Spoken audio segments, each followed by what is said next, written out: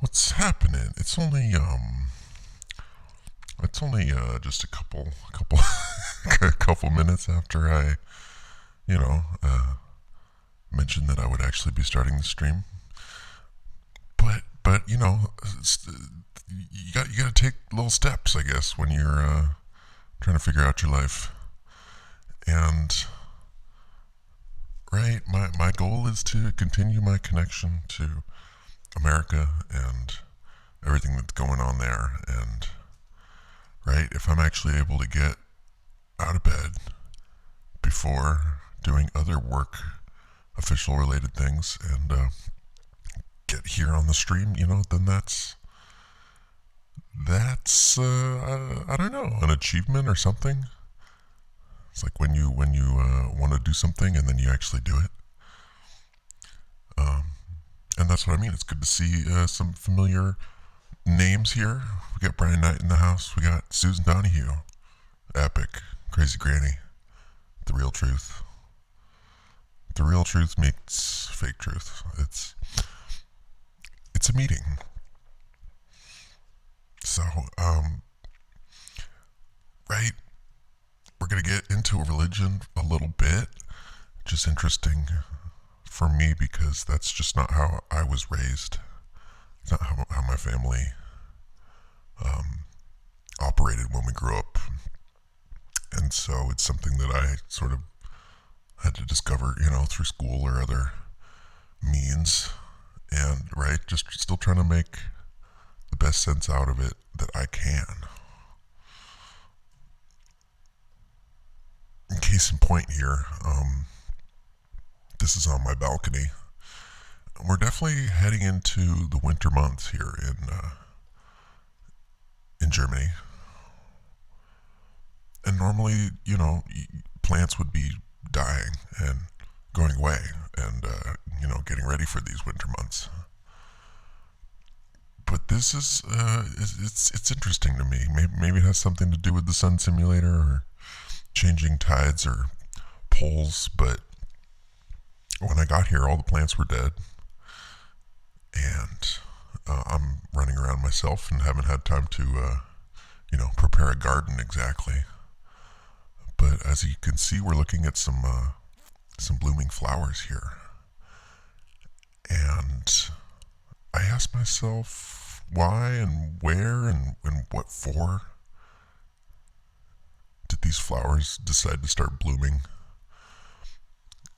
And right, these are directly across from the place where I usually sit in the evenings.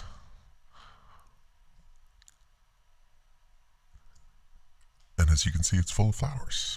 And here's a picture of the one that is not where I sit. And it's all dead. Still. You see some old cigarette butts. Those actually weren't mine. Maybe they were poisoning the well or something, but just, is this evidence for what we're talking about? The power of just existence to will more existence into existence? Is that a thing? Maybe. Yeah, and I haven't really been getting the same sky observations that I was back at home because, well, that's just life changes, But there's still interesting things going on in the skies around here, and it'd be good to get some more time lapses because just as in any location, you're able to find the wildest things if you just stand still for a second and observe. Not saying there's anything mind-blowing here in this image, but it's an image nonetheless that I created. I created this image. Just want to make sure we're still rolling here. What's up, everybody? Ooh, Warrior Princess, Paige Robinson. So, yeah, let's just dive into a little news real quick. Because that was sort of my plan here. If I can just jump on here in the mornings, talk to you guys, talk to myself, and just try to figure this out together, and also just give you guys a place to hang out, because it's worth more than I think we all are willing to appreciate. Just having a little spot to chat where we're all friends here, and anyways. So this starts from a couple days ago. Obviously, there's a lot going down with regulation, and right, I can't help but look with every story that I pull up here. What's the longer game? What's up, CJ? What's the long game? What is the actual goal that we're headed towards? Right. So obviously, cannabis is on the rise in popularity all over the world. The use of not just THC but CBD oils and other substances, it's going worldwide very quickly. And what they need to start doing now is creating arguments for, as with all these things, a global regulation system, some sort of official testing or regulation.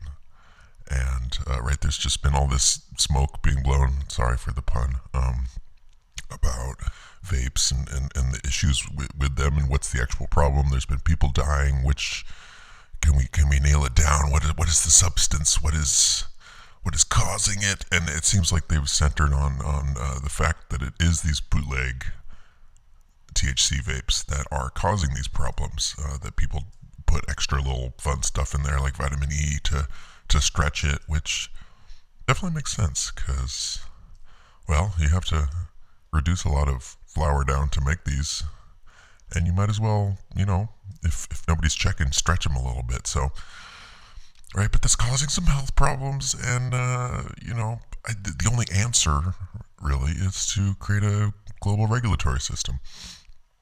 And yeah, my thing is just sort of, doesn't really matter what we're looking at. That is the game. That's the name of the game. Let's get this all regulated.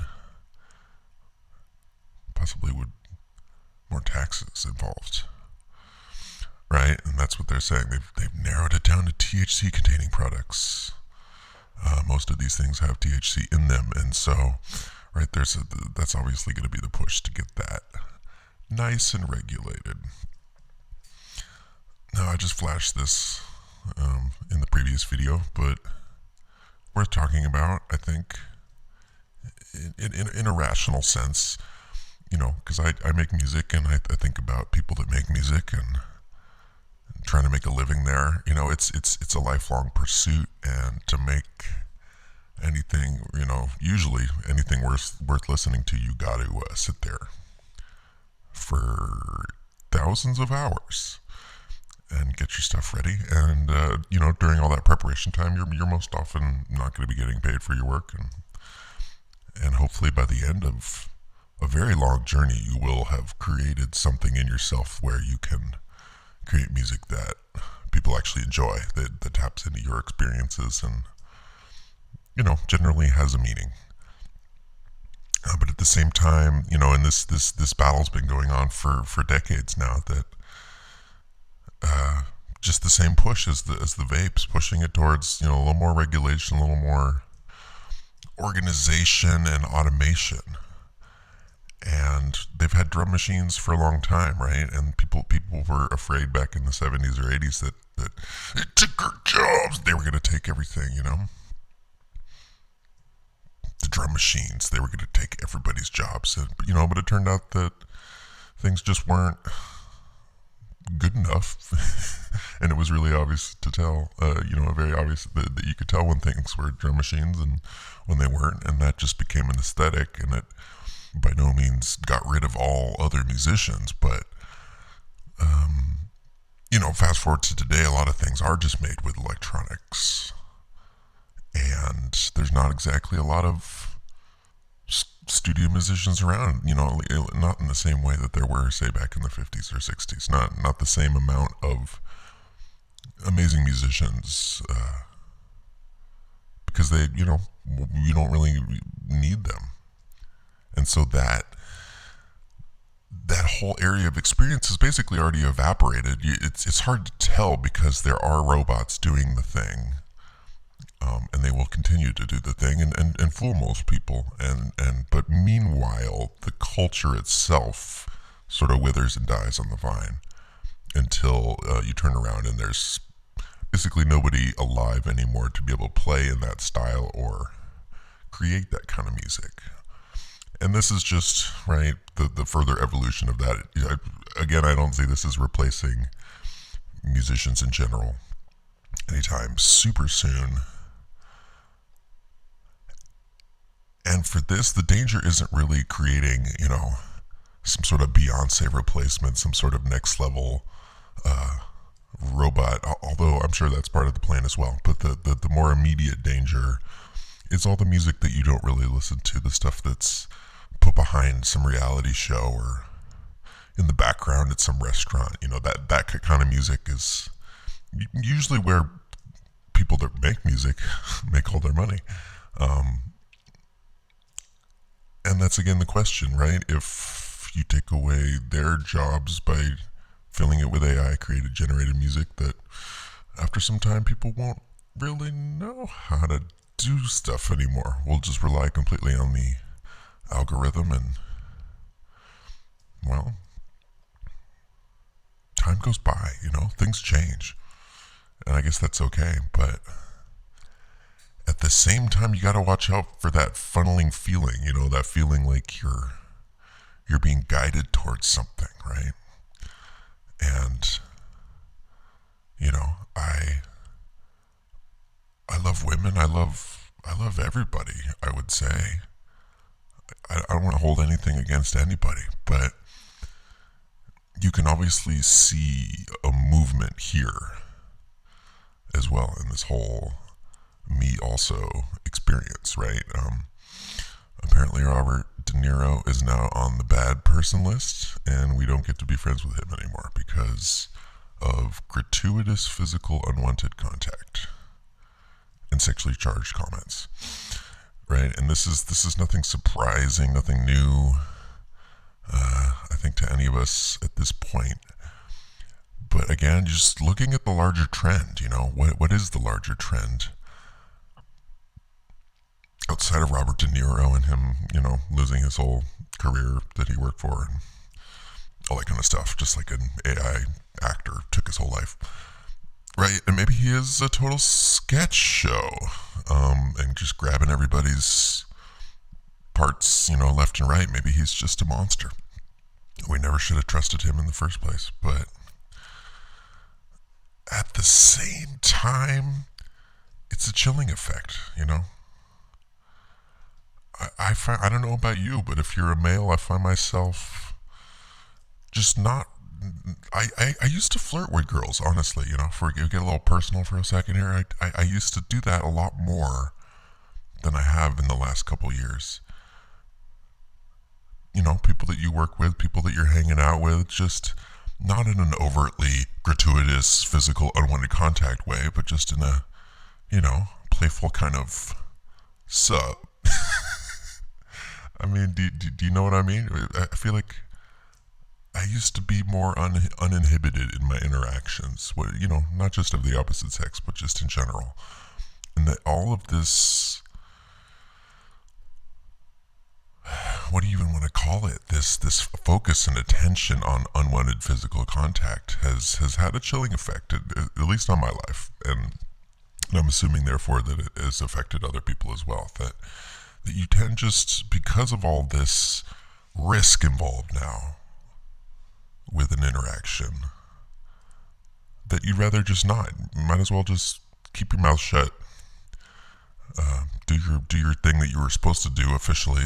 Don't have any sort of extra fun times with it, and just watch those sexually charged comments. Make sure you don't make any.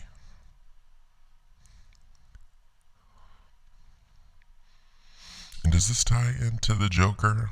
I think it all ties back together. It all sort of ties and reties on itself. A lot of press being generated about the Joker movie, and how violent and terrifying and monstrous it is. How Well, just unacceptably, again, gratuitous. The film does spin up a tempting fantasy of persecution and relief, of embracing nihilism as a means of complete escape from a terrible world. And, right, that's obviously, I guess, a little too close to home for some people. But as with all these things that get major traction out in the in the world, in the blogosphere, in the Twitter land, there's very small chance that this is organic. You know, the way this all played out, from it making waves at film festivals to the extra police stationed at the screenings, right? It's hard to think of a better marketing campaign. And you think of a company like WB and how connected they must be, and how easy that honestly would be, since the film companies are constantly working with law enforcement to organize filming and other activities that yeah, sure, that relationship is already built, that they would be able to call law enforcement all over the world, especially at key screenings, key locations, and then publicize that fact and really get everybody riled up. It's a genius marketing campaign, because I must admit, even I am very curious about this movie. I want to go check it out. If people are actually walking out and that scared of it, that it's really going to cause all this mass destruction. And and the funny part is that or not even funny, that it probably is very caustic. It will change your attitudes on things in a subconscious way, make you more willing to embrace, nihilism, and in this tough spot that we're in. You know what I mean? But at the same time, they want to get critical mass. They want to get as many people in there experiencing this as possible, in order that we all move together onto the next stage, that we don't have anybody left behind, right, that isn't aware of the current state of our world, our nihilism, our loss of healthy sexual relationships, etc., etc. What are we supposed to do, though, dog? Like, how do you navigate any of this? Because I still want to see the movie.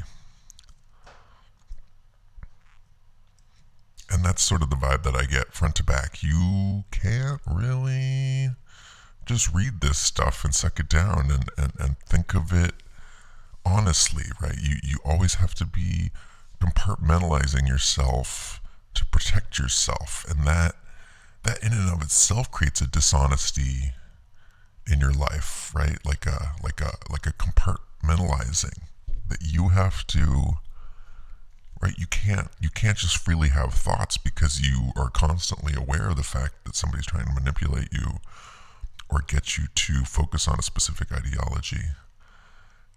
And just how exhausting that is, and difficult. It's just a heavy strain on your psyche, on all of ours, I think. And again, a welcome addition, I would say. Because I don't even want to get into the politics stuff anymore. It's just like so obviously a monster distraction to keep you out of any of these sort of thoughts, and just keep you on a low wavelength, rage wavelength. Keep that rage just bubbling up. You don't want to be too calm. It's not good for you. You gotta just stay in the rage. And we talk about hidden history. I guess a lot of people on the internet are talking about hidden history and the differences between what really happened out there and the story that we're being told. And right, I see sort of an interesting dichotomy here going on. If you read some of these more scientific papers, or even, I guess this is more pop science anyways, but there is that traditional story that human civilization didn't last very long, maybe 6,000-7,000 years, reaching back to anything remotely civilized. But then when you look into science like this, yeah, you see that there's quartz tools 45,000 years ago. Is that sort of the end of the story? They were just some semi-primitive people carving things up, or is this actual proof for something extremely advanced, something that reaches much farther back? And is there anything that they found that they didn't show us, right? Is that all they got there? Because I wasn't there. I didn't go to this cave in Sri Lanka. Maybe there was more. Maybe there was more they found. What's up, Whitetail? What's up? What's up, people? Yeah, see, that's why I want to get on here in the evening, because I know you guys are awake, and it's good to just see the chat going, see people talking to each other. J-Stone, Brand Knight, seems like you guys are having some cool conversation. I gotta go back later. I always go back and read what you guys are talking about, because, I don't want to just have this stream of consciousness grind to a halt just because I want to see what's going on there in the chat. Just more details about this. It makes sense that there would be life in dense jungles, rainforest settings. But as with all these things, it's hard to know how long ago, what types of environments were even still around then.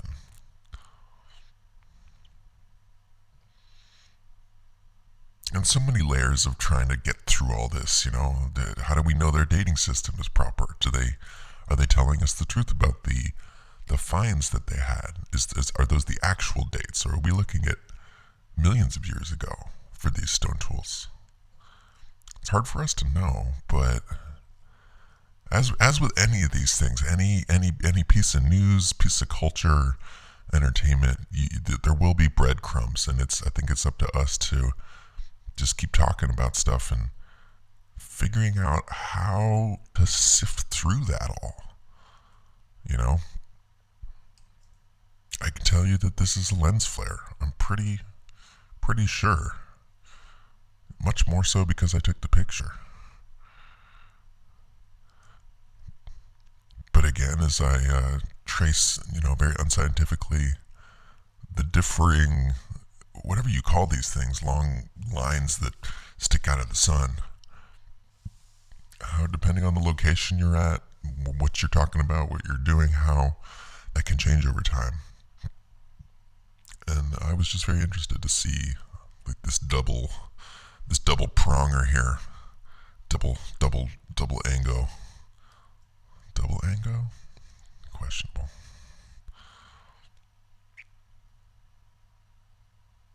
And just with anything, it doesn't really matter where you point your eyeballs or stick your camera.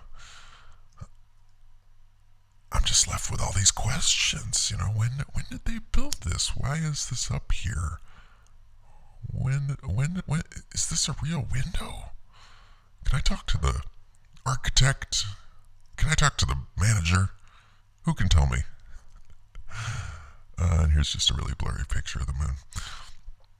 I think we should get into our main subject here, though, because there's enough images to scroll through there. Wait, let me just have a little interlude.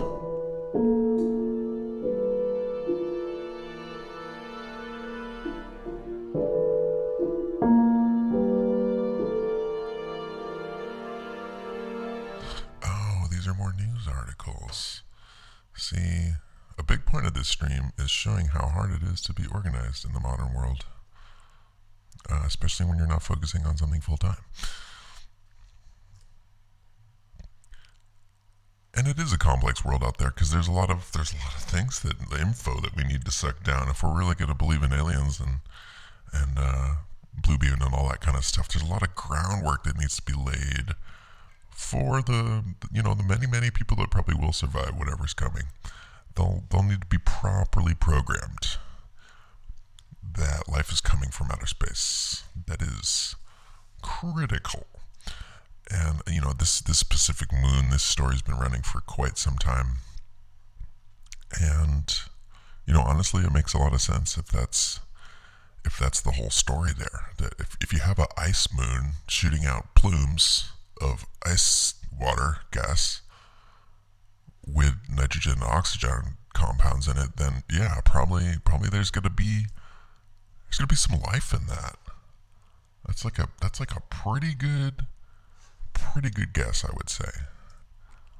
Life possibilities. So right, it's gonna take a couple more years. They're gonna get their helicopter thing or lander to get on there, and then they're gonna find some more compounds. I honestly do not doubt it in any meaningful sense. All of this sci-fi stuff, it's worth tracking though. Before they insert the chip under your skin, a nice sort of precursor to the mark would be something like this, a paint-on, sort of henna-style wearable electronic chip. Something that you can still see that isn't under your skin, especially so you can know who has it and who doesn't. But the fact that it lights up is pretty sci-fi. I feel like that's gonna work pretty well for whatever the system they got, and that this probably doesn't take too much time to lay down. That they can fix this up pretty quick, and that this may be a good, nice precursor to whatever interdermal, right, chip that they're gonna get for you. It lights up though. Like, you see how you could make this hip for the kids, and that they would totally buy it. I mean, why not? When people hear the term printed electronics, the expectation is that a person loads a substrate and the designs for an electronic circuit into a printer, and some reasonable time later removes a fully functional electronic circuit. But that's not really how that works. Take the sample out, blah, blah, blah. So, they're coming up with different advancements in this technology, but it's just remains curious to me how it always is headed in the same direction, all of these advancements. And maybe that's just how easy people are to manipulate, to convince of things. Maybe.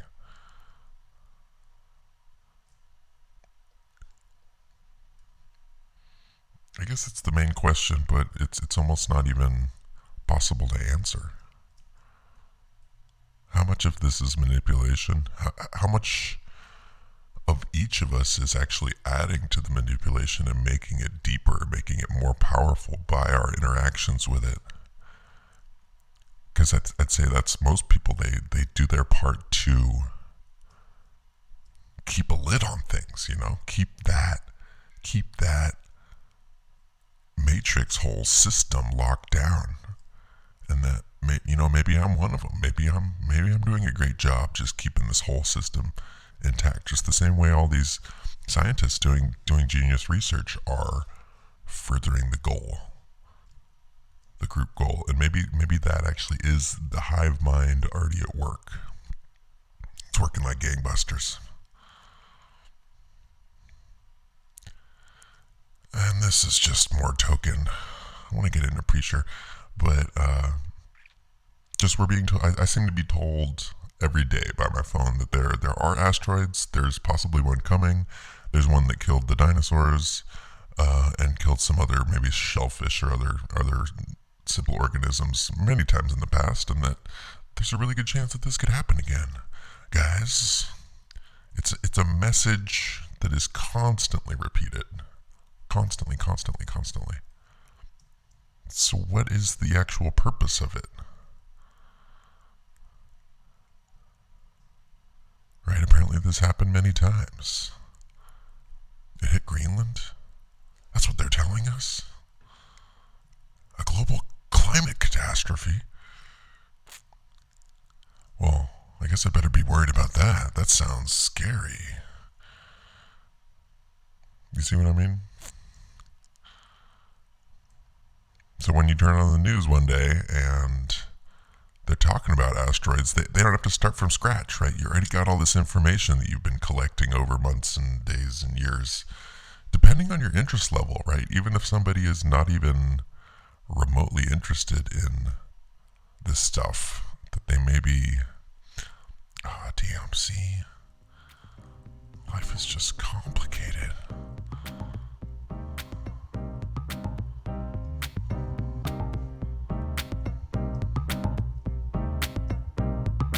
I mean, I don't think anybody here watching right now is hearing about this concept for the first time, that an asteroid could possibly ruin everything. Is that a new concept for you? An old concept? Right? This highly controversial Younger Dryas impact. And when you get into any of these articles, you realize how much in the dark the scientists themselves are, that they don't know exactly. It's all hypothesizing. But how those hypotheses almost towards the same direction, right? And nothing that isn't going to help in the narrative or the general push, none of that will be amplified properly. You won't really see much about it. You just won't.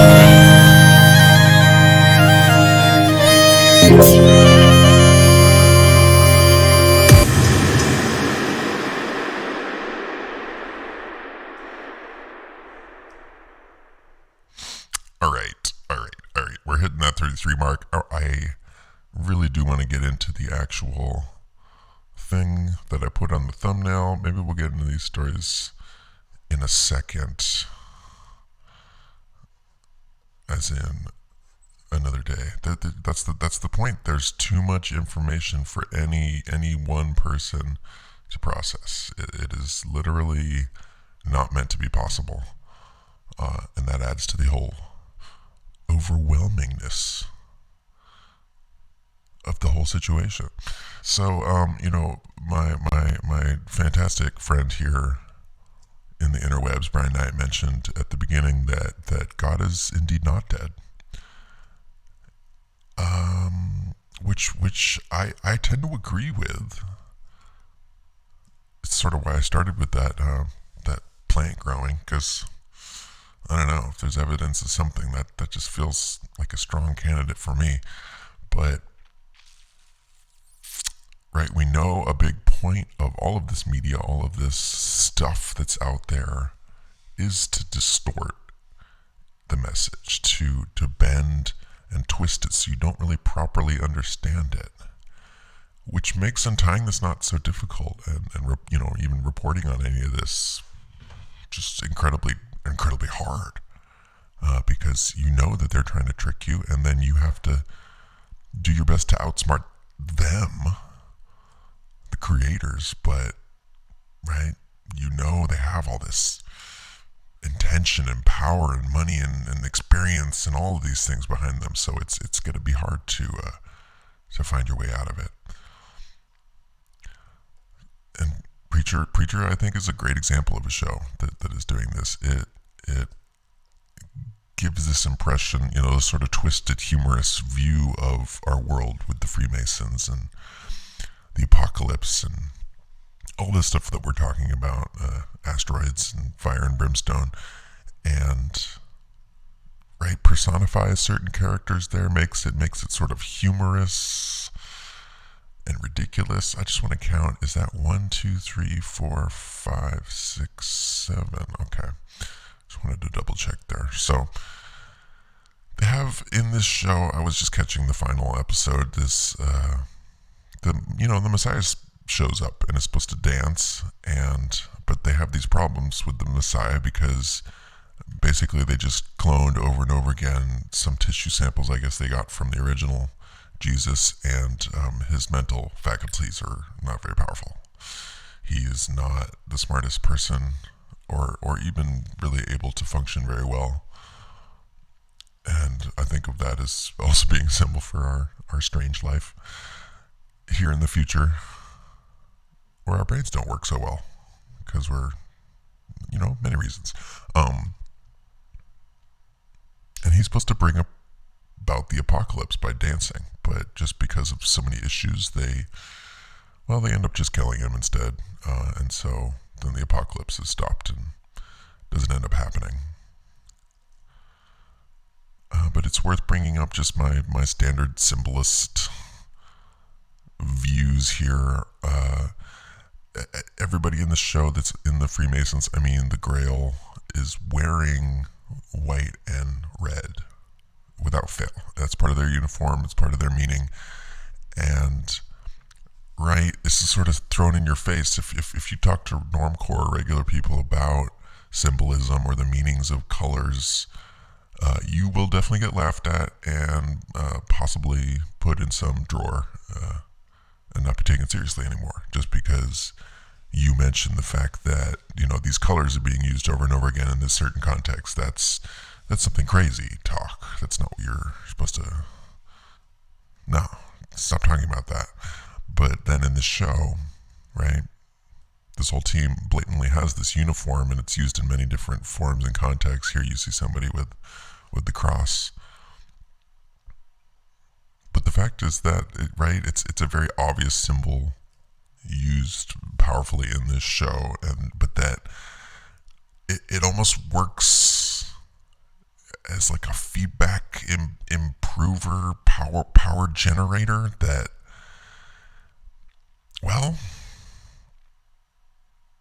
because it's in this show, because it's used so effectively in the show, it makes it even harder for people to believe that would be something used in real life. The power of simple shapes and colors. We continue to underestimate it. And again, right, must be partially my confirmation bias and just the constant repeating numbers that I tend to see in my life these days that make me feel strange. I'm supposed to not go towards these feelings, but maybe that's where God and all of this is in these little hints, these little moments here.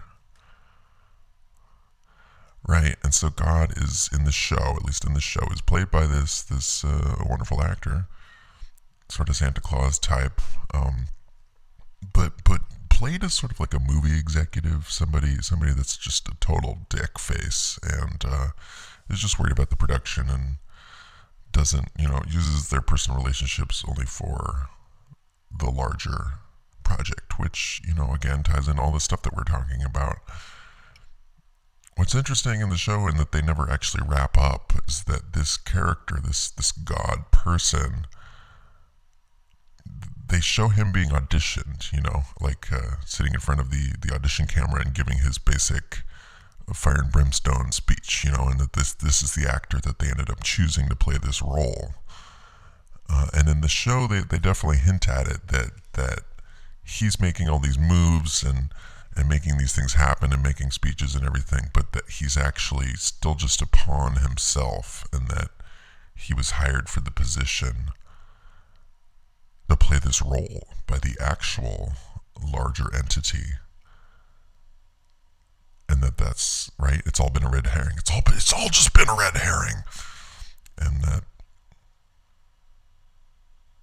right, obviously you can't just personify the actual creator, but that he's trying to stop, a character in the show from using a godlike power that he happened upon.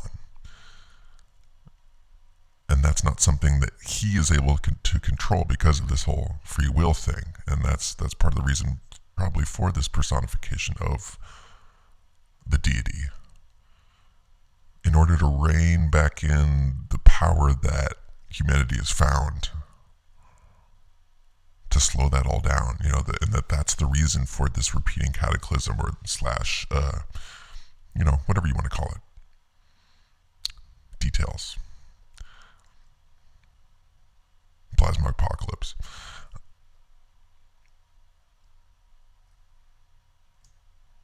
And again, just running through these. This is Jesus. the Jesus figure. And in this entire last sort of sequence of episodes, he's wearing this breakdancing outfit that has the yellow, obviously the red because of the blood, the blue and the white, right? So we have those standard sort of eye-catching flag colors, but the addition of the yellow to his suit. In the show, he's sort of portrayed as this sort of weak-willed, almost pathetic character that is not appreciated by his father/God. And, well, that's, I guess, unfortunate. And through all this infighting, they're not able to properly execute the plan and everything. It has to do with this petty infighting that throws everything off the rails, right? But again, I thought this interesting, the color of sort of fear and chicken-heartedness that Jesus would be wearing that for most of the rest of the episode. And there's a good picture of God as a studio exec, powerful individual. But you'll see come into frame here at the top our favorite number. And that's, just when I feel like I'm imagining things, that I'm just sort of randomly coming up with all of this. Well, there's the 33 again. There it is. It's right there, up above his head. And then I think, again, it has to mean something. It has to mean something, because I know it means something in my life, but it has to mean something in the broader sense of things, right? There must be some secret code there that's actually being used. It's something, I don't know if you can see that. It's kind of small. It's kind of small.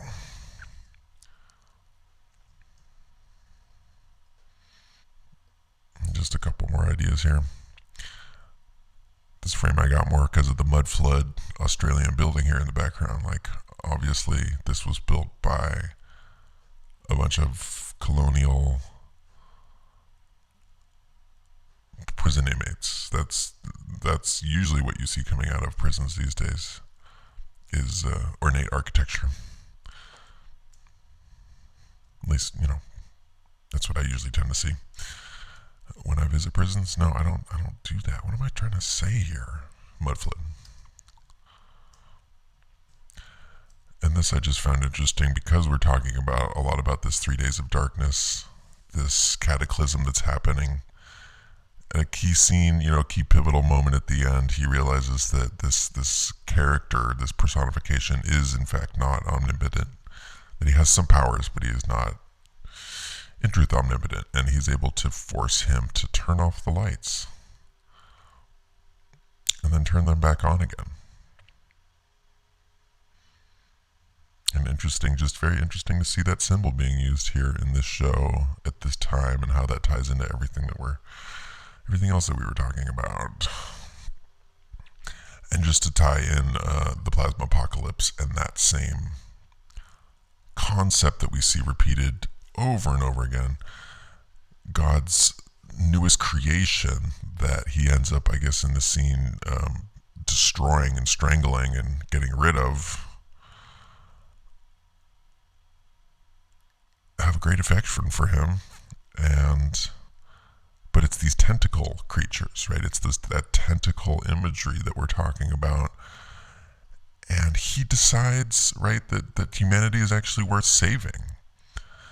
And so maybe this is a message that the, what would you call it? The plasma apocalypse, that it's actually not going to happen. That these guys, they're doing the best they can.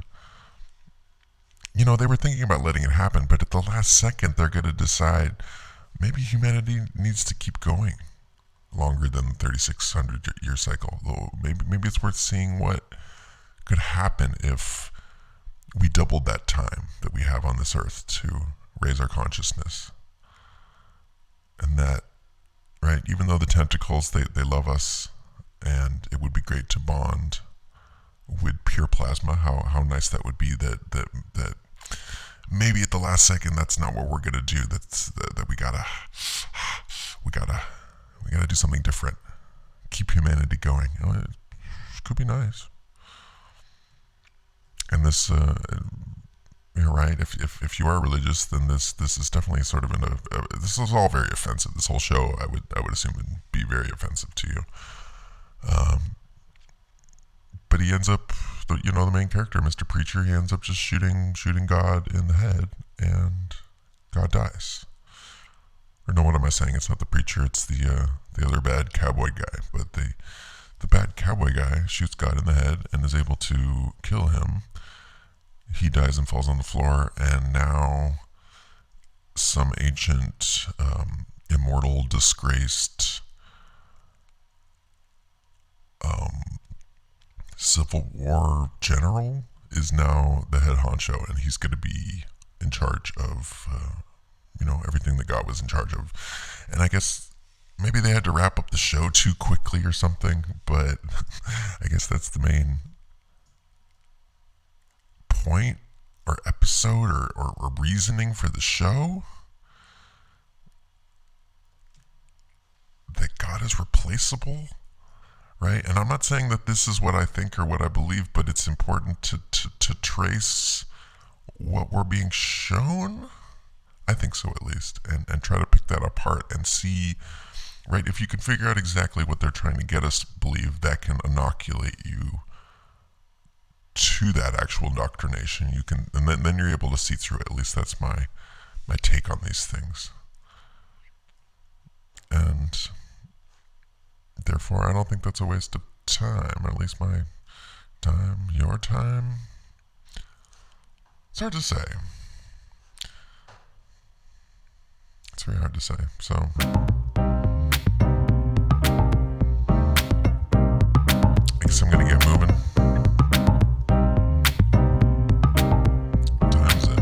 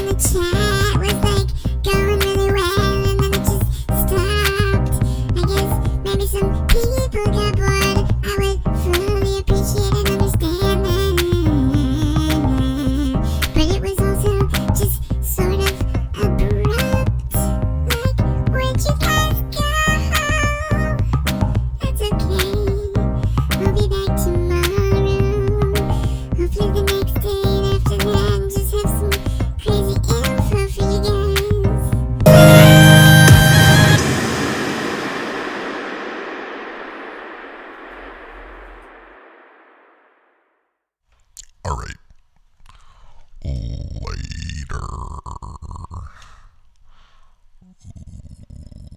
Later.